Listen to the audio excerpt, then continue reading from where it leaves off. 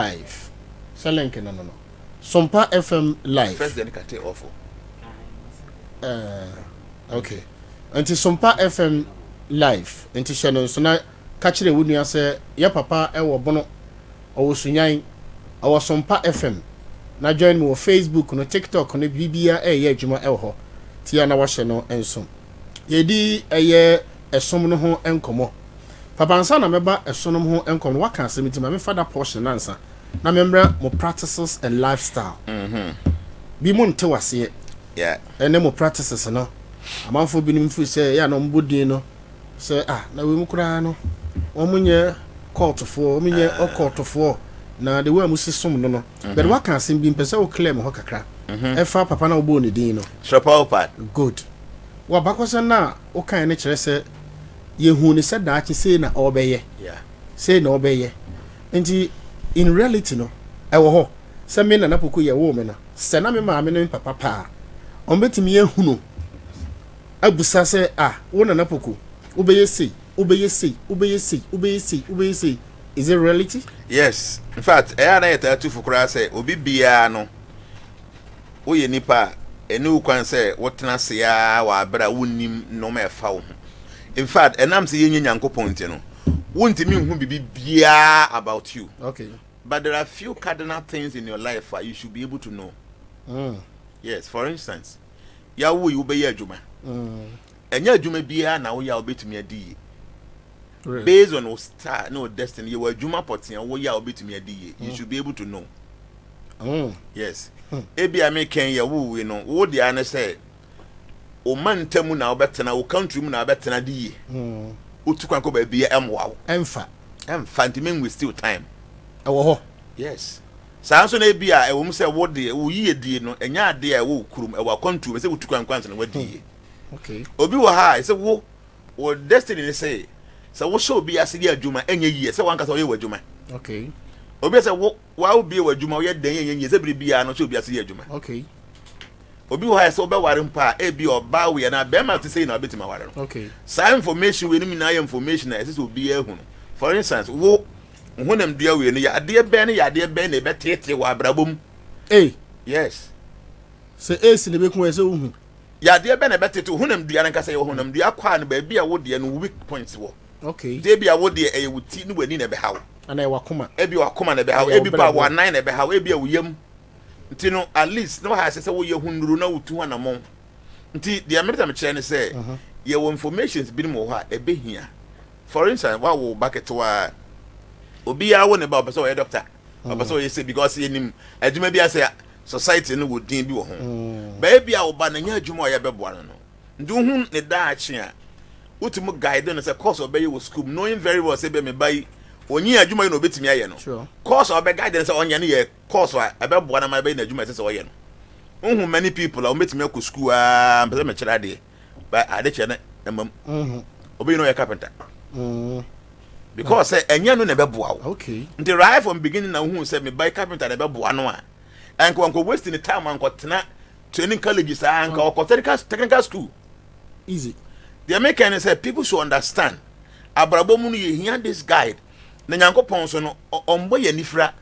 oma ye this information na ye betimi asiki aseche ne ye hu de se ye abrabo mu nti bibi na wo ya woni wana mo se wutu. Okay, and into increational consciousness no na even though it is not the ultimate goal and say yanko hwehwe no mum but wo hwehwe wa ade mu na wututu wana mu yie na guide wo yie wo nyame sumu a ye say wo use wo nyansa yankopon de ma no yie e de asom yankopon. Papa nti obeda hu sa na we right from your infancy ya no ya wo de ato ha me bucket wa na e da ho no papa me minimu hwe nti me da hu se me ba no sa da acho e footballer me hu so obebo ntwene. Yes, ana say oso obeto nwom obeda hu sa de we e wo ba no na shaase from Hare Krishnaship no obeda hu say ye wo yam bank denkete na before kwasa obewo no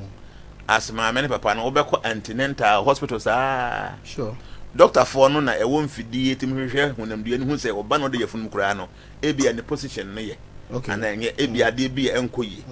wa wo no kura wi no every week bi ya wo de na hospital sure na ye ntimu assess akwa ne hu say ne bi bia ye okay sure ebedu ba bi no nko 1 week bi obekọ bi 1 month ebedu ba bi na bi quarterly dey nti na wode no ekọ ho no because omo onimdi a ometimi ehu akora no ade bi ekọ ye ne de enko ye sure ene ye honam de ya honhum afamu no ye won krofo mo so omadwuma omo ye ne se omotimi hwehwe ade mu okay nti no in ancient times even in Africa ha no na ye wo obi ya na ye se ye mfre panyimu bi mra no obi sumasi obey ehi no ofiri oba okay nti ene ye bisa ehu hia pa okọ Bible mu a ye ni ohinkese bi a na obekọ ko a na onkoko bisa se ne ko na okoko no ebekọ sen ewom nti ya bisa nya ade bone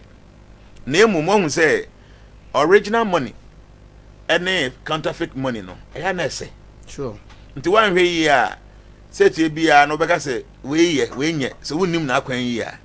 nti no bekọ atworo bi ya mu no eya na ekase tia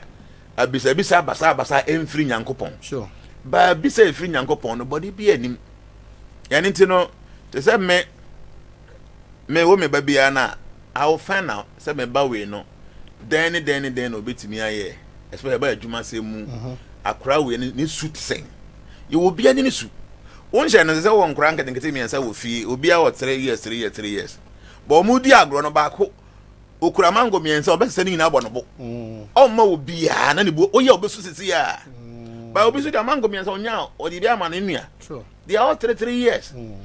a man kura no omudi agro no we were 3 years ba so no na elidi obi a bebi ani obeso make so obi etie di oka no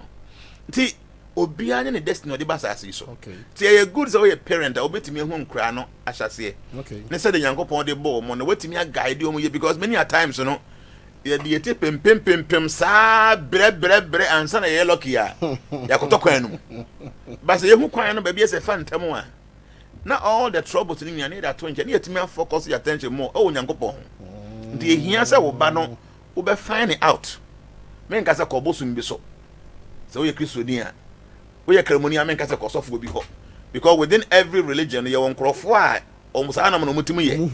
enye fake ones o me can genuine ones o mbetimi hu so me Kristo sofo nyame achamade a metimi ahwehwe ade ma na me malam me imam a metimi ahwehwe ade mu ana bia me so me konfo a me so obi a onkwasore nye ceremony no yes find out na to guide in krane ye because many a times no e jama krane de omete pempem za ntokoye lucky bi na say okohia ni ye na wankohia on na musa na ode agukọ so bayi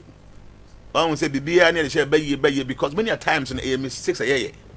yankasa no anamo ayetu na yintu ni yi nti yama na say woni mpefe say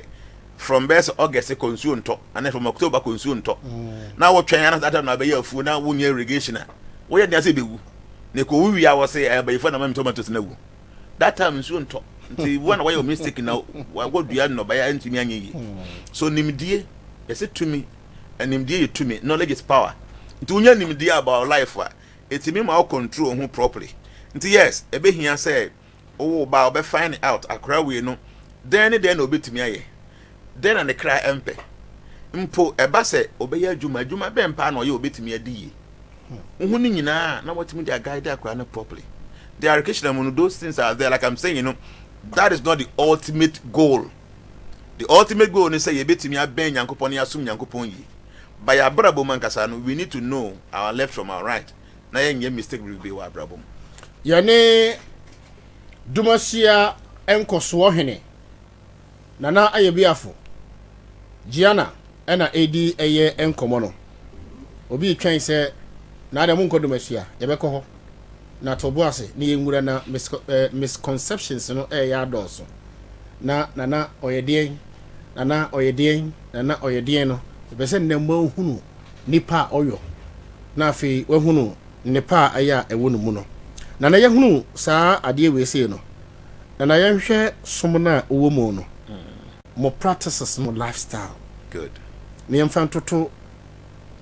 ya brabo no ho okay amanfo taabusa almost mo nwenam almost binu kra mo mo nsam mo afode bi muso mo nyese mo star na koye ne ho abosonsom star bi because of the way mo dress no the way mo bo mo paye ne star bi na mo shedan mu na mo ye na practices no mo lifestyle say ne city okay so the